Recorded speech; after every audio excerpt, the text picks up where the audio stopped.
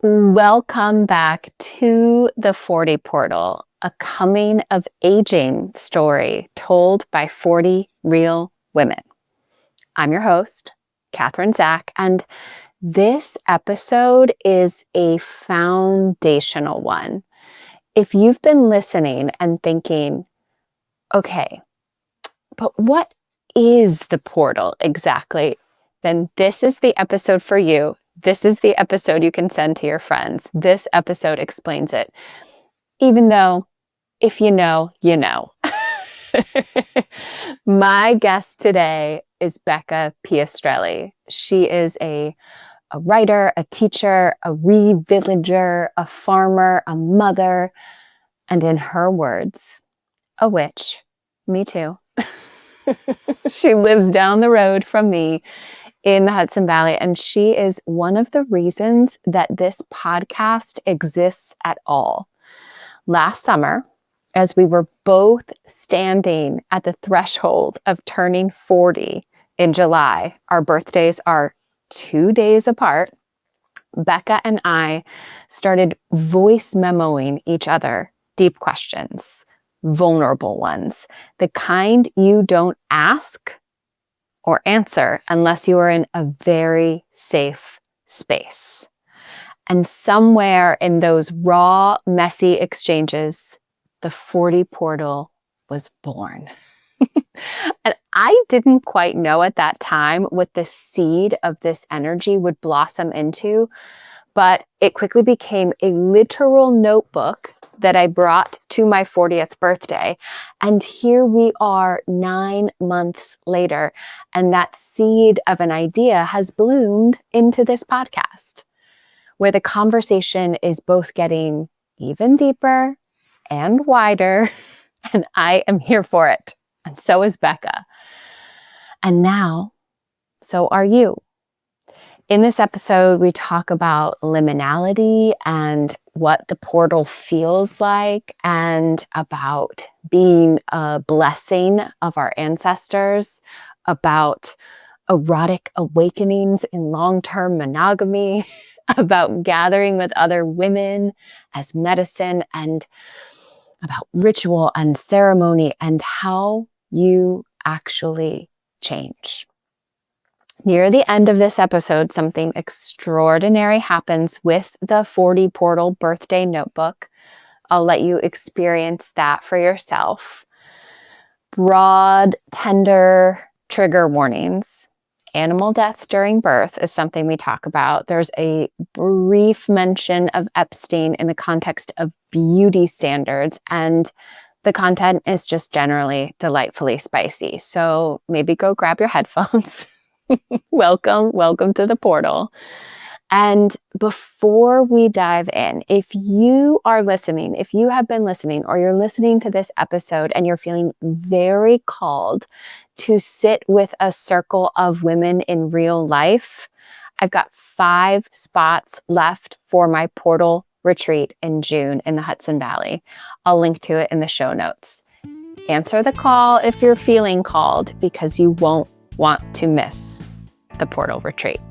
Okay, let's dive in. So there would be no 40 Portal podcast without you. You know that, right? I do kind of know that, actually. Okay, so and you tell me, because my memory is not as sharp. And I don't know who said it first, which of us used that phrase first, but I also know that in the summer of 2025, which was the summer after 2024, which was like the all four summer, where like we were all introduced to this like coming of aging genre of like, holy shit, midlife. And so 2025 was the summer that both you and I turned 40, very close to one another. And in the weeks leading up to that, we just started voice memoing each other, as we do, as like this, it's the superpower of women, elder millennials, like it's how we move the world. And we just started asking each other like really deep questions and answering them back, and kind of like being a little, I mean, pretty vulnerable, I think, in our answers. And at some point, I understood that what you and I were doing, we were in the 40 portal. We were in the We were. And then that inspired me at my birthday party to just continue this kind of very raw, vulnerable question and answer, call and response that you and I were doing, and open that up into this notebook. And like, I literally asked the women who came to like either put their deepest, darkest questions in here or the things that they were learning, like their wisdom that they had known. And I made this kind of arbitrary mark. If you were under 40, I wanted to know your questions. If you were over 40, I wanted your wisdom. Now that I'm 40 and a half, I'm like, oh, didn't quite unlock like overnight wisdom myself, but I do think that that divide kind of holds. I'm still curious about it. And then the book became this podcast. So you are the genesis of this. Our conversations are. I think it's so, I've just been cheering you on this whole time with this project. And I really miss our prompting. That was such a special moment between us. I'd say it was like 3 to 4 weeks of probably every few days. And summer is so busy with children. And somehow we were like devoting time to responding to these deep prompts. And it was taking us, I think it was such a beautiful way to prepare us to cross the threshold of 40. And then being there at your gathering, your 40 celebration gathering, and having these conversations in person. I mean, most of my juicy conversations, it was such a good gathering. And I just had such deep conversations with women over 40, like not 40 and a half, but like over 40. And I just was like, this is so valuable. And then the way you were able to capture it and help breathe this out into the world, I'm just so grateful because, yeah, 40 is not a day. I can't believe you just said you're 40 and a half because that means I'm 40 and a half. And I'm like, I feel like I just turned 40. And it's a portal, right? It's a journey. It's an initiation. So I'm just so grateful you're doing this. I haven't really asked many people this on the pod yet, but what do you have a working definition of portal? And if you don't, I don't want to put you on the spot, but I have a feeling that you have some language around that idea. It's more of like I'm so visual. It's just the way my system works. It feels like a long hallway or cave.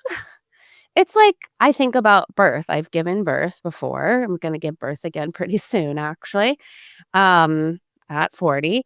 And, I think about like the birth canal as like a major portal. And in birth, sort of like birth talk, it's talked about that way. Like it's not just an exit door.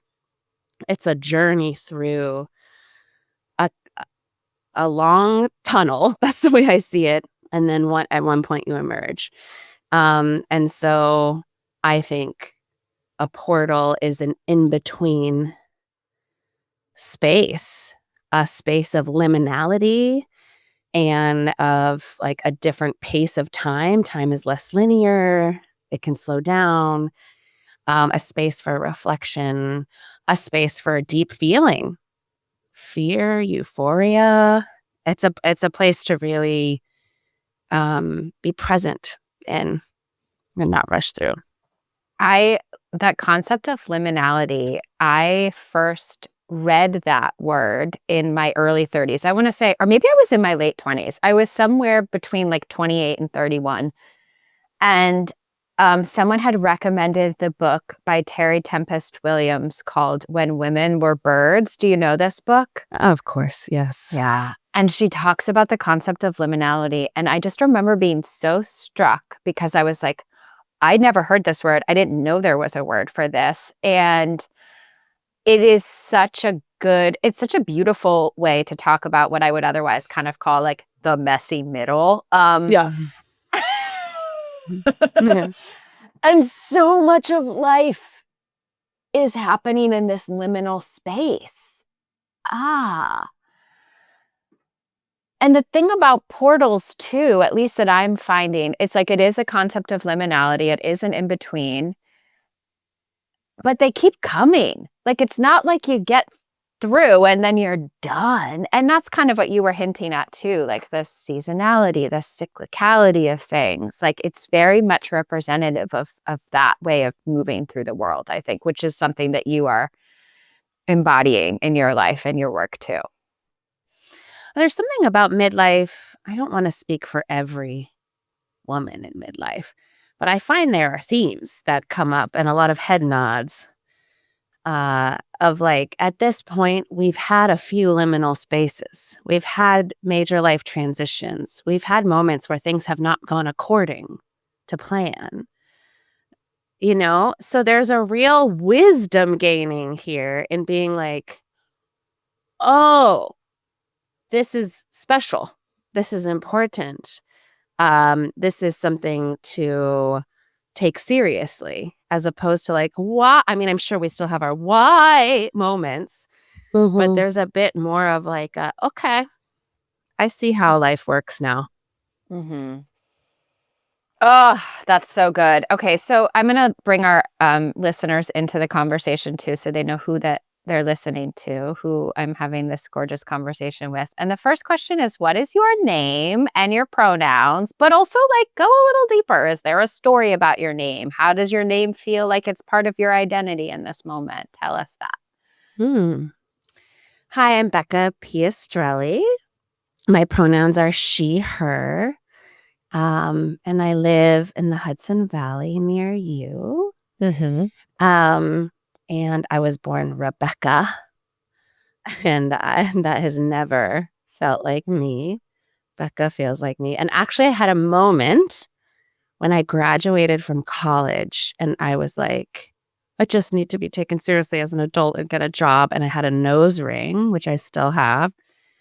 And I remember my mother's waspy cousin, who was like a venture capitalist, gave me a talking to and said, take out that nose ring and go by Rebecca, or no one will take you seriously. That was bad advice. Could I tell you that, like, I got my nose ring, like, 2 weeks after I quit Big Law. So, like, I had listened to a lot of your venture capitalist aunts being like, I can't practice Big Law. Like, I can't be a corporate litigator and have a nose ring. And meanwhile, I'd wanted one for 10 years and now, like, haven't looked back, But it is, ooh, what is that? What is that? Why? You didn't listen to her. I was already. Oh, no, I did. I took it out. This is a second piercing. I had a reclaiming. I took it out and I went by Rebecca for 6 months. It didn't work. Wow. Okay, so you're already getting into this, but my next question is like, how would you introduce yourself if job titles, accomplishments, and labels weren't what you led with? You can layer them in later, but like, who are you below, beyond, before your life on paper? Not Rebecca.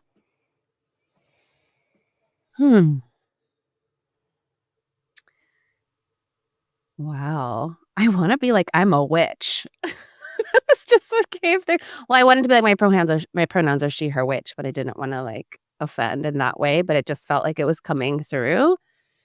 Yeah, I feel like a real ancestral reclaiming of my magic. I come from a long line of women, white European women who really stifled themselves and suffered. The stories I know, I don't really have a lot of triumphant ancestral stories of women in my lines, at least the stories that have been told. That doesn't mean the triumphs didn't exist. And there's a real way in which I see that word witch as just like being really bold and open and living out my blessings and privilege with a nose ring and a truncated name. And yeah, like, yes, last night I was at a cocktail party and I had this moment where I was like, I'm talking a lot. I should probably stop talking. Like, I'm being too, what I mean by that is like, I'm being too excitable. I'm being too big. And then I was like, no, I'm like in my flow state. I'm feeling so good. And so my whole point with saying all of that is like beyond what I do and who I am and who I'm mother to or wife to is like, I am a blessing of my ancestors living out in ways they never could. I think that one of the reasons I wanted to have these conversations publicly in the form of a podcast is not just my elder millennial DNA, wherein like we were the original like live journal babies. Like we've been doing this the whole time, like we've been doing this the whole time. Totally. But it's like I think a woman in her 40s and therefore her 50s, her 60s, and probably all women of any age, we are so powerful, so strong, so magnetic, so big, so like able to access our flow state at like a deep root of ourselves. Not all of us have access to that, right? Like not all of us have some of us are listening to your aunt and like keeping our nose rings out for many reasons, so many reasons and other reasons. But I think that is also really terrifying. I think we are potentially the most terrifying beings in the whole universe too. And like, that's why witch really fits to me. And I'm like, yes, yes, me too. Absolutely. Yeah. It still comes up, like patriarchy still rears its head. And like these systems we live under try to push me down. And successfully do, it's like my sisters all over the world. But I'm just like, there's something about this midlife, like, experience. A lot of women say, like, you just give less fucks, but it is true. I feel way more like on a mission and bold. And I have moments of contraction and insecurity, but I do feel on the whole much bolder because I'm like, we ain't got all day. Like we got to do it. We got to do the thing. I'm going to form that into a question, which is like one of the things I ask, which is like, what are you learning to care less about as you get older? So you're like, I'm definitely giving less fucks. We don't have all day. Like, can you give us an example of that? Okay. One of my trauma responses is fawning. So I am a people pleaser. I have anxious attachment. These are all terms that you might know or not know that help me understand myself. And it's like learned behavior from my family of origin. And so much of my life has been about conflict avoidance, harmony, and outsourcing my worthiness to what others think. Spoiler alert, that doesn't work great for the old satisfiability and love of self. So what I'm learning to like give less fucks about is being misunderstood or even unliked. Like I am working on truly being okay with that being a thing in my life. People not understanding me, people judging me, people not liking me. It's a biggie. I am familiar with this. Are you? I am familiar with this. I am walking a similar path. Yeah. Oh my gosh. Okay. How old are you? Which you kind of told us. We've talked about it, but how old do you feel?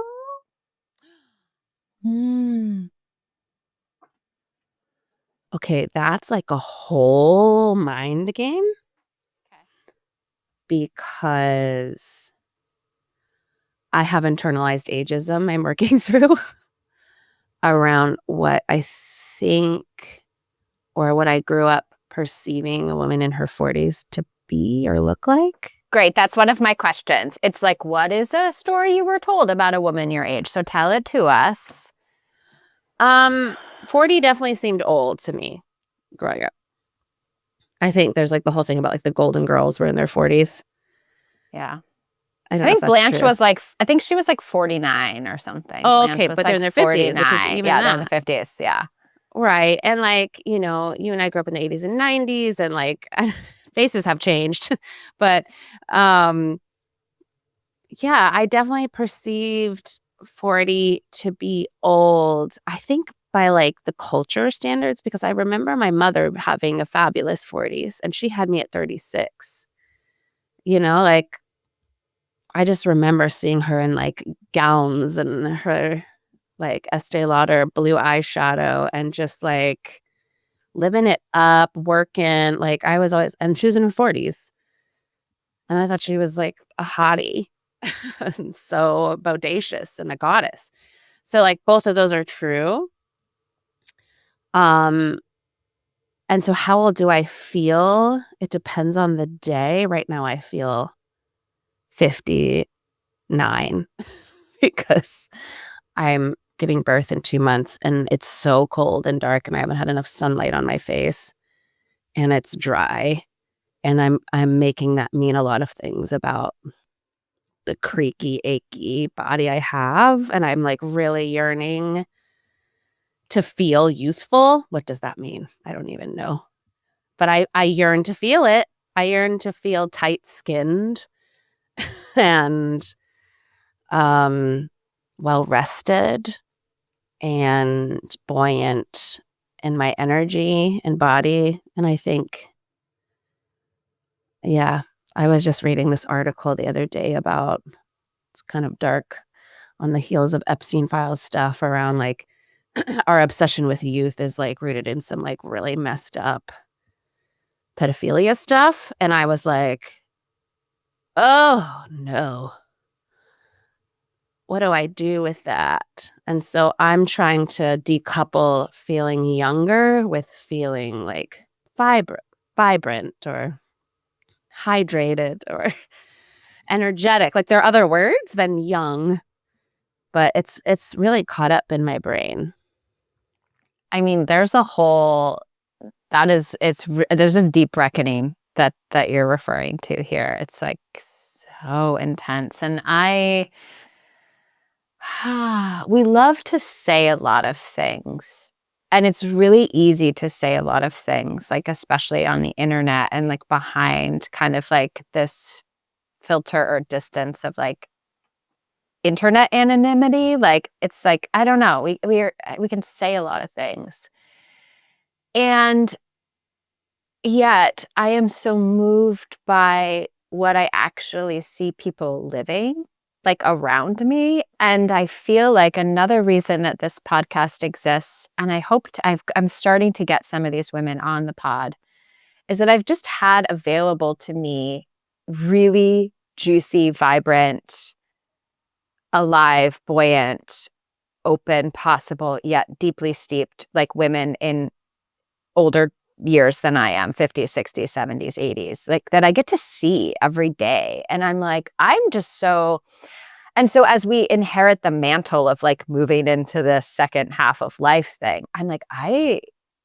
we talk about that. We should, we can, but I also just want to see how I can like with my own lived experience, try to embody some of those qualities. Yeah. Without needing to be young. I don't know. I'm playing with that. I'm so with you, actually. I wonder how much, because we're in a time where we consume culture on the media, internet places, that a lot of that informs our thinking and our beliefs, which is dangerous, frankly. But when we're out in the world and in our bodies, we can get proof otherwise, right? Like that we actually maybe aren't as polarized as we think, that actually humans are wired for care, not for conflict.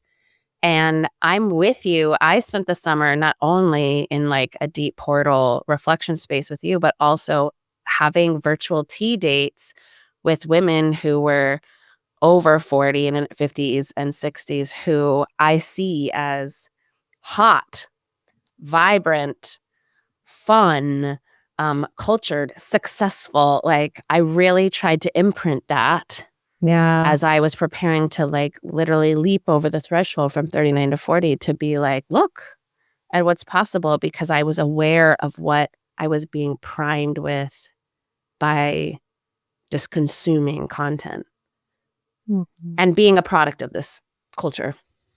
Mm-hmm. That's so good. I wonder, and you don't have to answer this one if you don't want to. This isn't an official question, but like seeing how you're looking toward other women, you mentioned your mom, you mentioned these other women that are like important to you.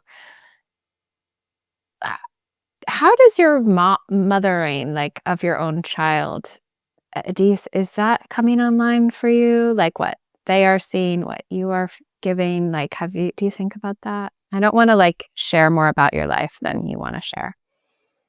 Can you be more specific? I'd be happy to share how Oh, my like mothering what of your daughter is like, are you thinking about this? about What this how women are represented and what she's seeing? Like, I'm yeah. curious. Okay. A mother of a daughter every day. Yeah. Almost too much. Yeah. Yeah, that's a whole other podcast episode, but yes, I think about it all the time. It's an interesting thing about like thinking about how my mother did it, the ways in which I did the things I didn't love, but also the things I loved. And she's also moved here now, so she's close. And then doing my best with my child, but yeah, it's coming up a lot. I just remember I loved watching my mother get dressed. So I loved watching my mother bathe and like wash her face, and like I helped her choose her jewelry, and my daughter loves that. So that's like a feminine practice, but it's also like my body right now is like very round, and I'm like, "Yep, come on in the shower, watch me take a bath." Like, and she brushes my hair. I remember doing that the same for my mom, and I'm just like, there's an intimacy I want to encourage with her now. And then I just let her ask anything about my body. Like, she's really worried about what will happen to my nose ring when I die. And I'm like, this is a big one. Yeah. And I'm like, I don't know. I don't know how I'm going to die, first of all. And she's like, well, will you go back to the earth with your nose ring? And I was like, that's a good question. Mm-hmm. I'm going to Their stay in that with questions. you. Yeah, their questions are so big. My youngest one is like interested in death right now. And I'm like, wow, you're 4. Yeah. Oof. Okay. Yeah. But Uh-huh. like great questions. Like a lot of like, yeah, where do we go? We come back. What, it's like he literally was like, we come back after we die, right? I was like, it's amazing and a marvel to see that like this entire theory and belief in a concept like reincarnation just like also just appeared to my 4.5-year-old who's never heard about that in like a formal way. Wow. I know. Yeah, my daughter too. Well, we live on a farm, so farm animals die. We had a cow slip on the ice last winter, and she was about to give birth, and it was rough. And I had my daughter a part of the burial. I'm like, should I keep talking about this? It was kind of gnarly, but that she started to give birth, and so it was very visually intense to see that she died trying to give birth. Oh my God. And I was like trying to shield my daughter, but then she just had so many questions, and she seemed okay. It's like she can't handle a Disney movie, but she could handle that. And I was like, okay. And we did the burial, and she like did a whole ritual. I didn't teach her. She just like found flower petals and wrote a card and like threw it down in the pit, and we watched the dirt go over, and she just like did it on her own and talks. And every once in a while we named the cow Artemis, and she goes, I really miss Artemis, but Artemis is happy. Artemis is really doing okay. It's like, good. Oh my God. Yeah.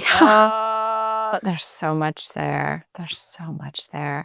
Well, that kind of that bridges me to one of my questions, which is like, where do you feel the most seen and the most safe and the most at home And like I asked that after your story because it's like, wow, there is like a kind of level of safety and being seen, and like it's okay to express what you feel. Like that your daughter's like showing us, she's telling, I don't know, that she can witness this and share what her response is. Where does that come up for you? Are there places where you feel that way Where I feel seen and safe and at home? I feel seen and safe and at home in gatherings of women. It used to not feel that way, but I think it's something that I was really nervous and like didn't feel trust around. I was in a sorority. It wasn't super great. I mean, it had good stuff, but it was a lot of like betrayal and gossip but I also was a Girl Scout and loved it thanks to my mother. So I craved it, but was scared of it. And so I've made a practice over the last like 15 years of my life to gather regularly, whether it's like a women's circle or like a conscious thing or just like a women's night. I find my nervous system craves it, especially because I live in like a nuclear family setting, just me, my partner, and my child. And it's not enough for my like village body. I know you know. And so I find I'm working on that with like men too. It's a little bit different for me. Like it takes a while to get to a place where I'm like trusted and stuff. But yeah, I just live for a gathering of women. Ugh, it's just so good. Can you I want to like stay with that for a minute because I think that there's probably a lot of women who are identifying with both that feeling and also like the earlier iteration of that, how you said you've had not great experiences and that it's been like a process for you to get to this place where that feels really nurturing and connective. And I just wonder if you have, I don't need like your best tips and tricks or what, it's not that, right? But like, is there some piece or like directive or instruction or some lesson that you've gleaned that has helped you transition from not always feeling like that was such a safe space to being like, yeah, that is good nutrition for me? Iteration, like repetition, it soothes the nervous system. So, which requires bravery. Like if you have a bad experience, to like tend to that wound, but to not let it inform the rest of your practice. This is like for life, but like to show up again. So I just kept showing up. And then the experiences, like saying yes to invitations, basically. Saying yes to invitations, even if I was like awkward or uncomfortable or tired, because I knew the deeper root of my longing was like, oh, we live in a hyper individualized society where loneliness and isolation is peak in measurable history. Like humans are lonely. I'm one of those humans. And it's hard for me sometimes. I seek out ways to soothe it that aren't healthy. Let's try this. I'm just going to keep showing up. And through that iterative process, I've noticed a confidence in navigating the awkwardness better, ways to soothe my nervous system. I can more identify spaces that are going to be more well held than others. I can set expectations with myself. I am a better friend and communicator. You know, I'm less withholding with my truth. Like it's just practice. It takes time. Mm, that's good. What is one thing that your 10 years ago self would be really surprised to learn about you today? Okay, how spicy can I get? As spicy as you want to be. That like I would have this like incredible erotic awakening at 38, 39. Wow. Like and being in a relationship for 20 years. I've been in a committed monogamous relationship for 20 years. Like I think 30-year-old Becca thought, well, the 20s were it. And now let's try to make babies and blah blah.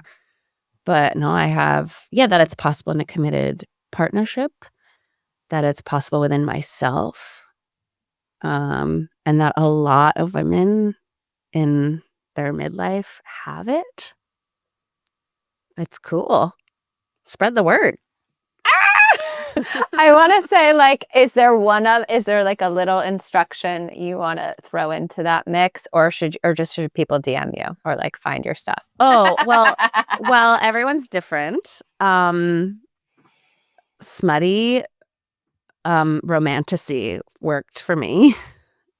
Smutty books in general. I think there's something about women and reading these stories that you can escape into. That, I mean, and most of these books are written by women, and I think there's this really amazing thing happening in like the publishing world, in the writing world, in like I'm thinking about Heated Rivalry, that the sexy gay hockey show that was written by a woman. There's something around the culture being ready to turn its gaze to the female gaze around sexuality, which is interesting because we're also like under a really patriarchal, oppressive, dominant administration. But at the same time, there's this wellspring of, I believe, feminine eros coming through media and books. It's just what I'm seeing. And perhaps it's probably happened before. All Fours, perfect example, which was like kind of a messed up book, but it all got us like, oh, like it turned on something in us, and it's probably always been there. And the generations before us are like, we've been trying to tell you, but like there's something happening that I love. Oh, and yeah, there's like this really great audio app called Dipsy. Oh, I have it. Yes. And which is like erotic stories that you can listen to. And I'm just like, there's something happening. It's so great. Mm-hmm. It's we're taking care of each other's bodies. I think that, well, two things I want to say. One is, I remember you suggesting sliding into my DMs because I asked a question and you were like, here are my favorite romantasy books. That was probably the All Four summer. But I also think it makes sense, like talking about this kind of like very restrictive patriarchal regime that we're in, and then like feeling that rising tide. I think that's probably something that has repeated in history too. And like how cool that we get, I mean, and terrifying and sad and terrible but we're a part of that moment. And there is this like meaty, juicy resistance that we can also live our way into. Well, I think it's really, I've been reading Audre Lorde and Adrienne Mary Brown, who talk about pleasure activism. And it's like they can never take that away from us. And just really like embodying our pleasure is like that really, I remember I read that maybe 10 years ago when like Trump was elected, and I was like, what's going on? And that was so helpful to me because I thought I had to harden because I felt unsafe and I felt like I had to harden, and then it was like soften into your pleasure, into your body. And I was like, well, that's scary. I don't know how, but I found out. And yeah, it can never be taken away from us forever. And that is so precious and special. And I love having conversations. Okay, one of the women I had a conversation with, she's in her late 50s, and she was talking to me about sex after menopause. And like, I was like, give it to me.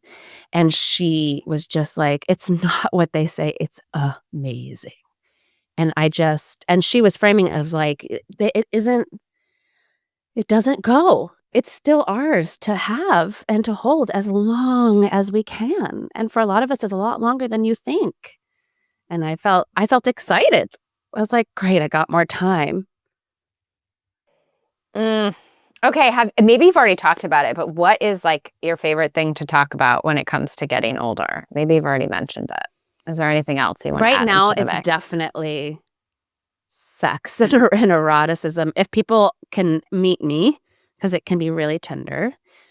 And then this idea of shedding away any parts of ourselves that no longer feel true, like parts of our identity or silent agreements we've made with the way we relate, to really be like, that can be left behind. Like for me, it was I had to prove that I was good instead of accept that I could be misunderstood. Like, and that's available to us anytime, right? But like some things we're holding on to about ourselves just truly don't fit anymore. And then we're like, why am I still doing that? I don't have to. Mm-hmm. Yeah. And but it is complicated because the status quo is so sticky. And like you've talked about, like there is all these internalized, like the claws are pretty deep on some of this stuff. But I feel like I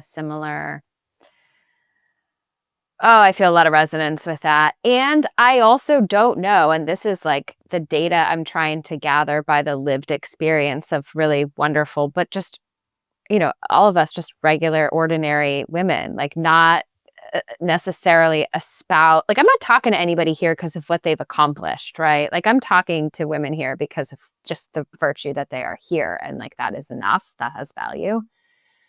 But I'm wondering, because I feel like, and maybe this is part of the portal nature of 40, like a lot of that stuff I was not even aware of or could not have imagined starting to shed or let go of until this point. And the other thing that I'm realizing too is LOL.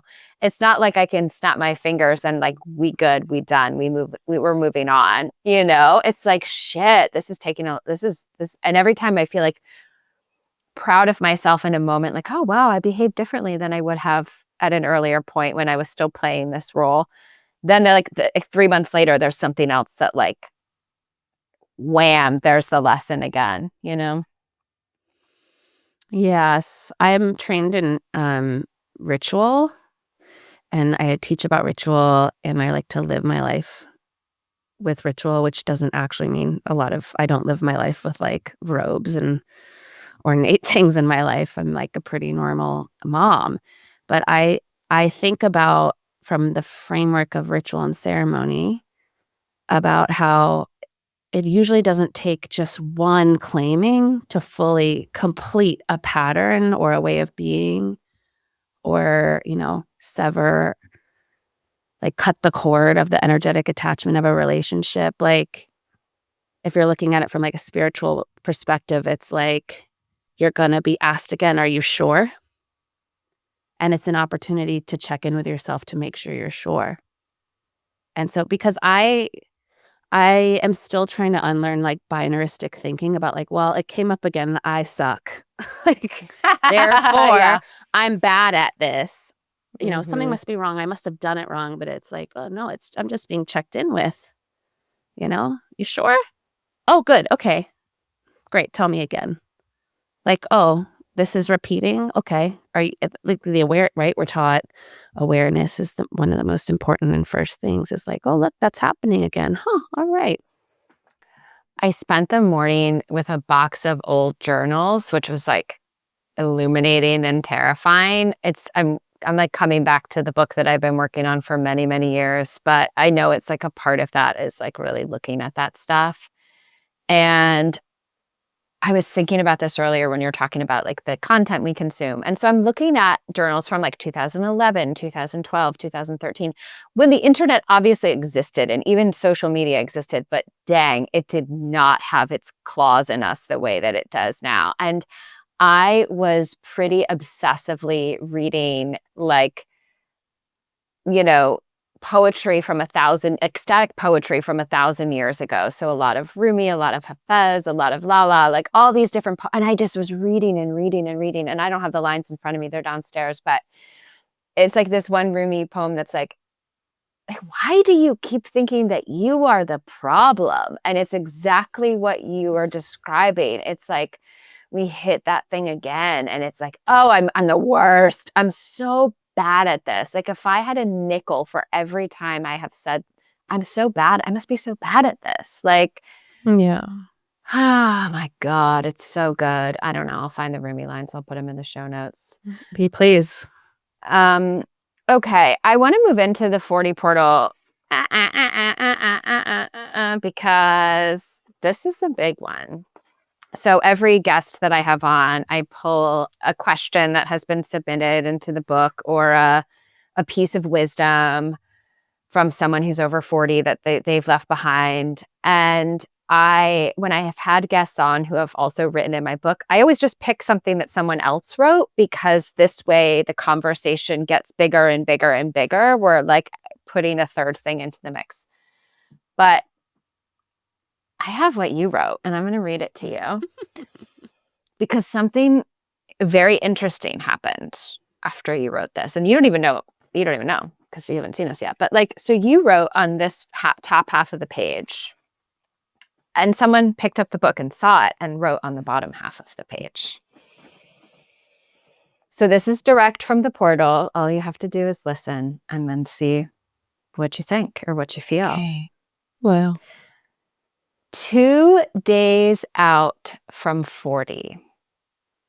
I'm curious about this fear I have of becoming irrelevant, disappearing. Because I can see in our culture how as a woman ages, she becomes less visible and less valued. But I also have seen women in midlife and elderly years refuse to become invisible, refuse to go quietly. And I'm curious about what it takes to choose that and continue to choose that over and over. How do we as women refuse to disappear?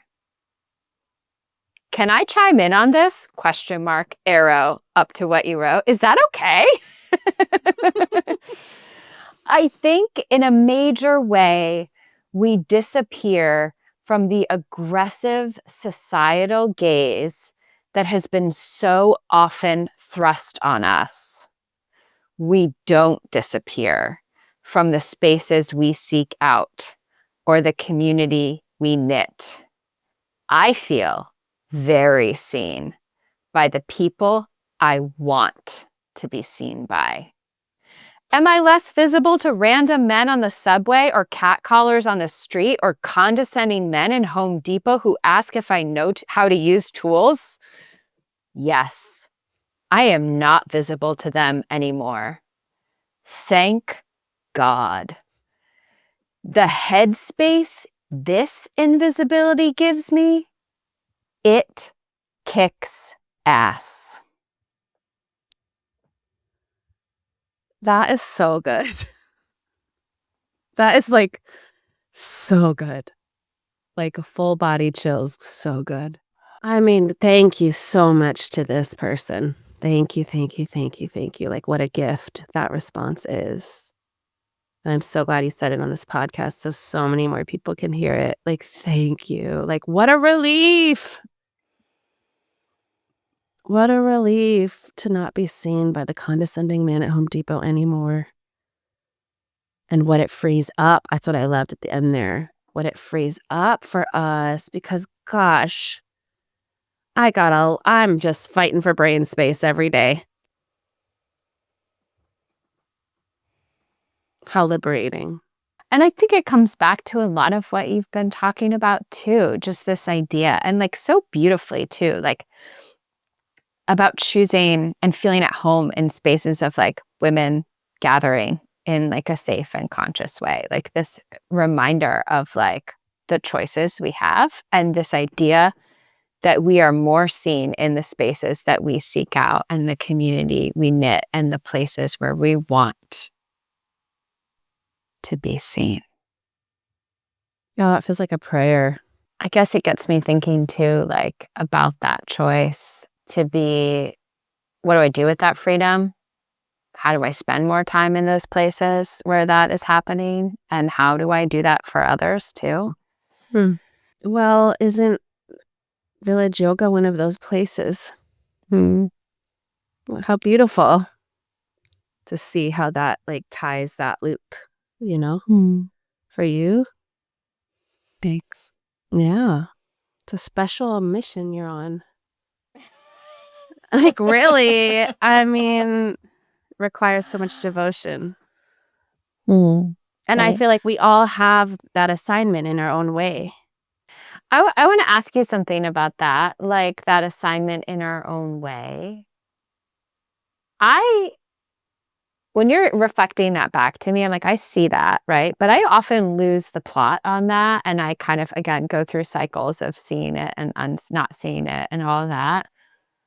I'm curious if you could articulate your own assignment, if you know what that is for you. And also like how someone could listen for that too, if they're not sure that listen for their assignment. Yeah. Oh.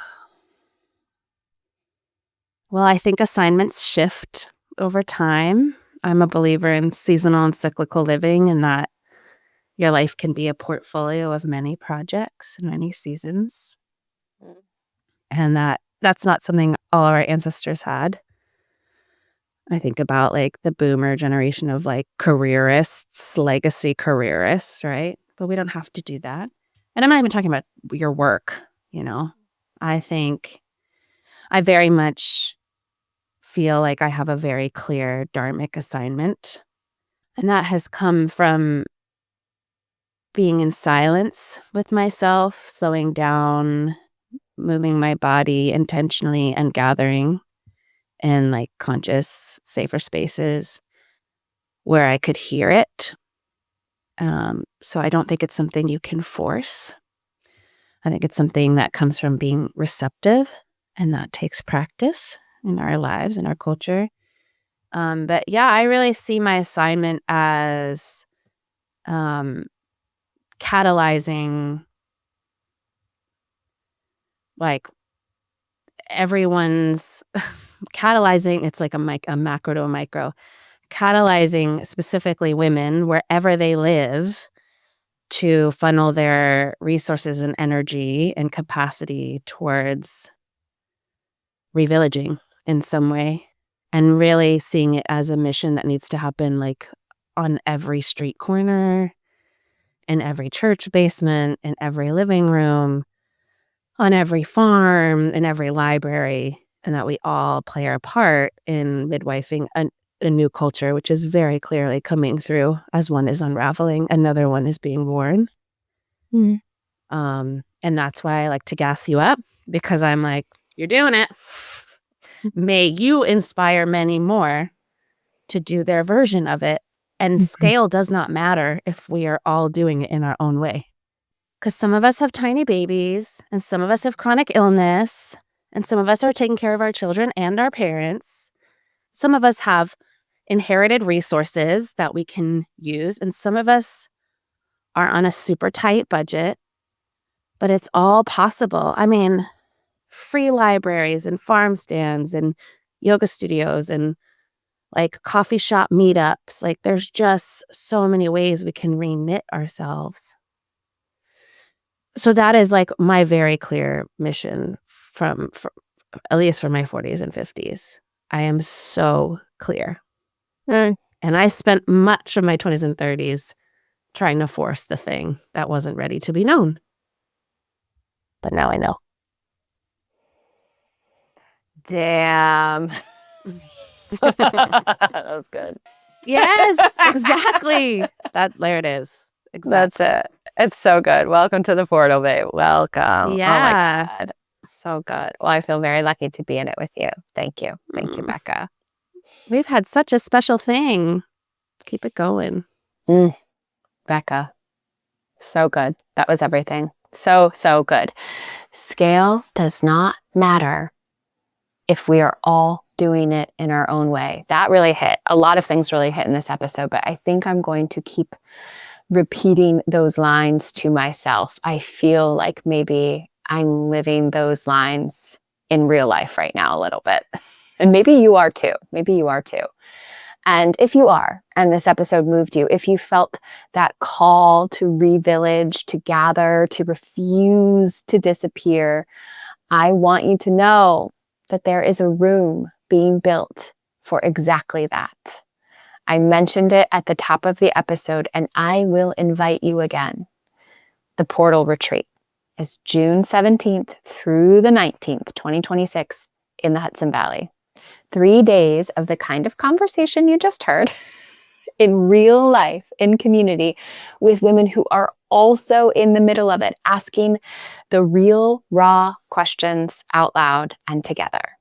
Space is limited and it is filling fast, so if you've been thinking about it, now is the time. Learn more and register at the40portal.com/retreat. And please, please, please add your voice to the portal too. The notebook is still open. You can head to the40portal.com/submit. Your handwriting, your contribution, your voice, it might just end up in someone else's episode. Thank you so much for being here. And one last thing. If you have a voice memo buddy too, someone that you're in this kind of call and response with, will you send this episode to her? And will you both subscribe and leave a 5-star rating and review? That's how the conversation gets bigger. That's how it keeps getting richer. Okay, thank you so much for simply being here.